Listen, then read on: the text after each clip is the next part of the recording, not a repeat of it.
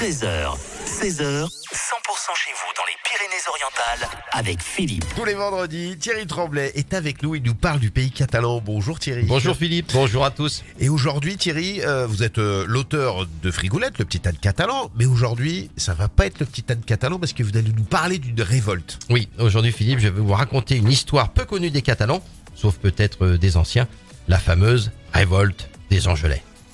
Tout commence en 1661. À cette époque, le roi Louis XIV prend une décision lourde de conséquences. La réhabilitation de la gabelle, le fameux impôt sur le sel qui avait été aboli en 1292.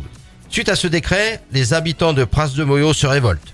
En 1667, les habitants refusent de payer la taxe et c'est tout le Val-Espire qui entre en ébullition. La contrebande s'organise. Les contrôleurs et les soldats traquent les trafiquants. Les paysans réagissent, se transforment en véritables guerrilleros. Et d'ailleurs, de nombreux fonctionnaires de la gabelle et des percepteurs du sel sont massacrés. Une résistance armée s'organise sous la conduite de Joseph de la Trinxera, un paysan d'une grande famille de Pras-de-Molló. Prêt à tout, le président du conseil souverain de l'époque, Francesc de Ségara, offrira une récompense de 1000 doublons d'or à qui dénoncera le chef des Angelais. En 1668, devant l'ampleur de la révolte, pas content du tout, Louis XIV utilise alors la manière forte et envoie sur place 2 bataillons. Connaissant bien le terrain, les révoltés infligent des pertes conséquentes aux troupes françaises et mettent les 2 bataillons en déroute. Il y a de nombreuses victimes, surtout du côté des troupes militaires.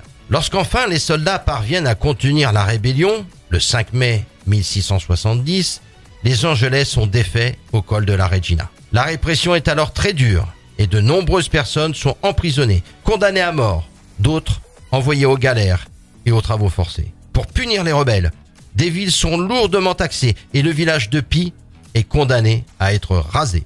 Pour parfaire sa victoire et pas la même surveiller cette population instable, Louis XIV commande la construction d'une forteresse. À votre avis, Philippe ? Je dirais le Fort Lagarde. Exact, l'emblématique Fort Lagarde. Par la suite, Vauban construit de nombreuses places fortes et toute la région va alors se couvrir de citadelles d'importance variée. C'est ainsi que le site de Montlouis est choisi comme pivot central du réseau de fortifications construit le long de la frontière des Pyrénées. Les remparts de Perpignan sont modifiés ainsi que le Castillet et enfin, le fort de Sals subit un abaissement de près de 15 mètres de hauteur de façon à le camoufler un peu plus des regards d'éventuels ennemis. Voilà Philippe, l'histoire de la révolte des Angelais contre la gabelle et autres taxes de l'époque qui entraînera la construction de nombreux sites symboliques des Pyrénées-Orientales. Comme quoi, se révolter, au-delà de marquer l'histoire, a parfois du bon pour les nouvelles générations.